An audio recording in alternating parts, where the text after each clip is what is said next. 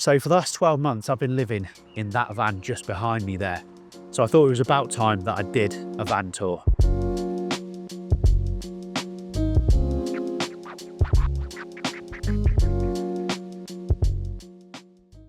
My philosophy with this van was to try and keep it nice and stealthy. So with that in mind, let's have a look at the outside first. So one of the first jobs I got done was the tinted windows. And as you can see from the outside, it's pretty difficult to see in. Now I've also got black curtains drawn across as well, so that helps. And as well as being good for privacy, that tinted window and sun visor also keeps the heat out during the summer. One advantage that I hadn't really planned for with this van is because it's an active model, it's lifted a few inches, and on top of that you can see this roof rail here provides a little lip to hide a solar panel. That's a 240 watt flexible solar panel. I've got a little extract ventilation as well.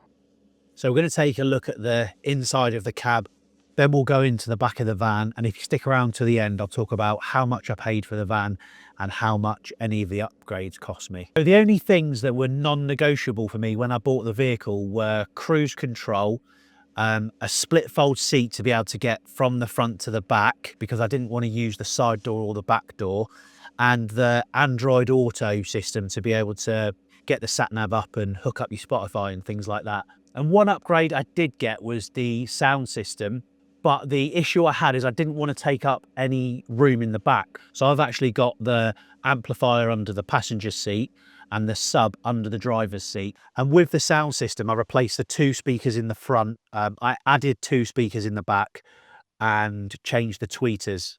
And for me, having a decent sound system just transforms driving the vehicle. So in terms of additions that I've had done in the cab is the curtains, which is a no-brainer so that you can get in the back and block the world out.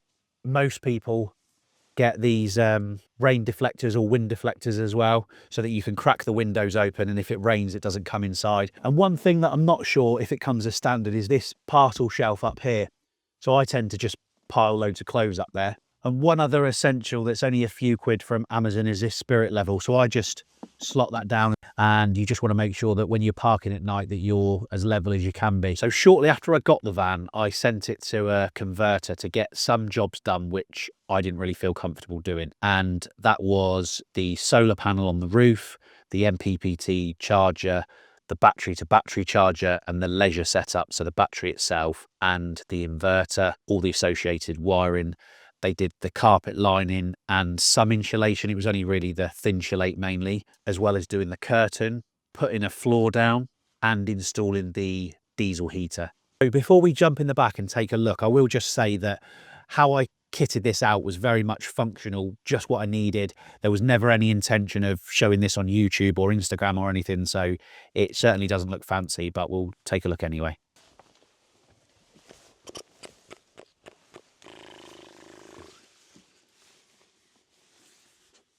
So as you can see, the back of the van looks nice and cozy.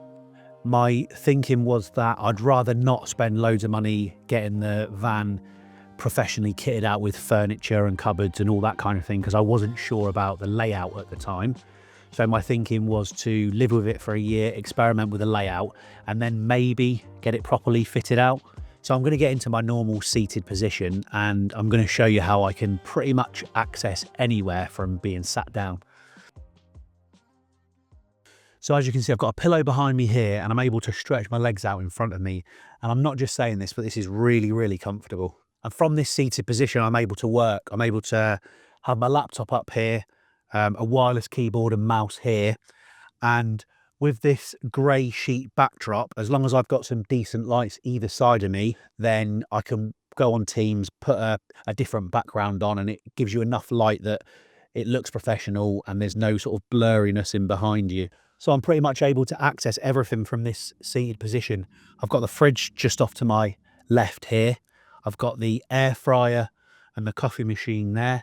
I've got the bin just up there, as well as access to cupboards here and here. And under this shelving unit, I've got a couple of cupboards as well. I've got one for kitchen stuff, plates, bin liners, knives and forks. And then the one below that is for laundry, dirty laundry. So we'll start behind the driver's seat where I've got all the electronics. as well as the hose for the diesel heater. The diesel heater's under the subfloor, and the advantage with having the hose is you can move it to where you want it. So sometimes I'll just want to heat up the front cab, and other times I'll just want to heat up the rear of the van. And then just here, just in front of the electrical stuff, is the fridge, which is a 2-compartment fridge. It can be split into a freezer and a fridge, but I just use it as a fridge. One limitation of sitting the fridge on the floor is it does have ventilation holes that you need to bear in mind. So for storage, I just bought loads of these boxes off of Amazon, and they've served their purpose well. What I like about them is they're very lightweight. So if you were to have fixed wooden units, it would be a lot more weight. So just on top of the electrical stuff, and just behind me there, I've got 3 storage units for clothes and socks and pants and things like that. And these 2 in front of me I use for food, things like sugar, coffee pods, ketchup, things like that.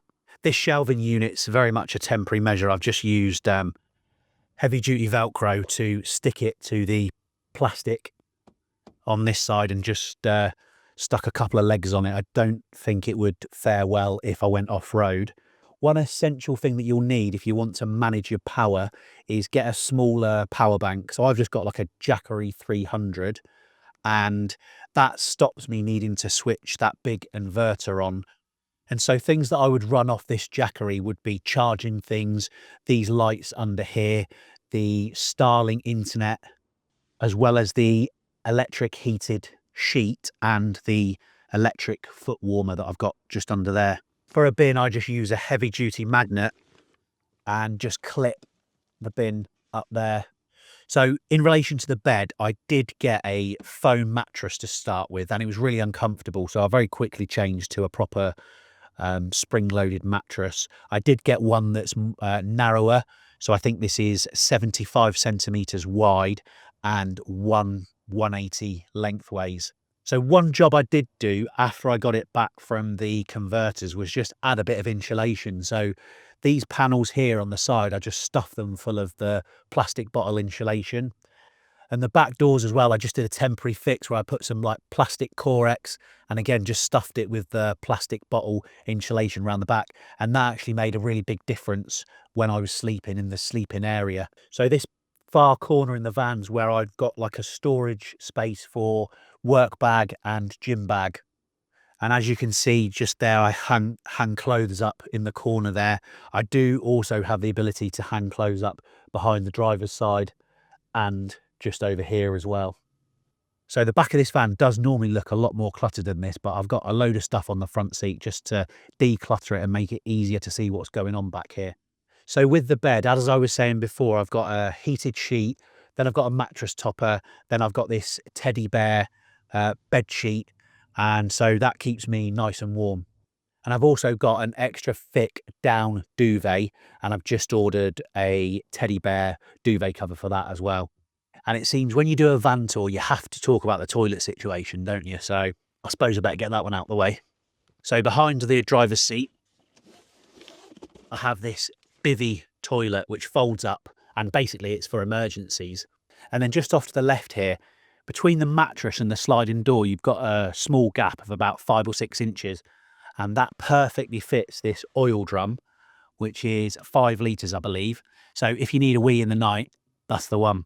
One thing that is easy to forget now is when you first move into the van and you're not used to living in such a tight space, it can be difficult to maneuver yourself. And so if you're a bigger person, say, then it might be a bit trickier getting from the front to the back and moving about.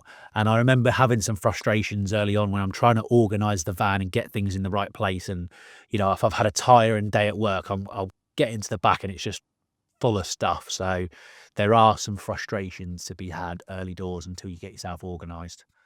In terms of washing up, all you're going to need is these 3 things: water, spray with a bit of white vinegar in, these water wipes, which have not really got any baddies in, and obviously some kitchen roll. Nothing more to it than that. So one other tip I've found is Starlink. You don't actually need to put that on the outside of the van. You will get a stronger signal on the outside, but you can just tilt it up and point it through the front window. As long as you've got a good line of sight at the sky, then you can get decent internet signal that way. So I said I would talk about the cost. So the cost of the vehicle was £34,500. Now my advice would be to get something that's maybe 2 or 3 years old.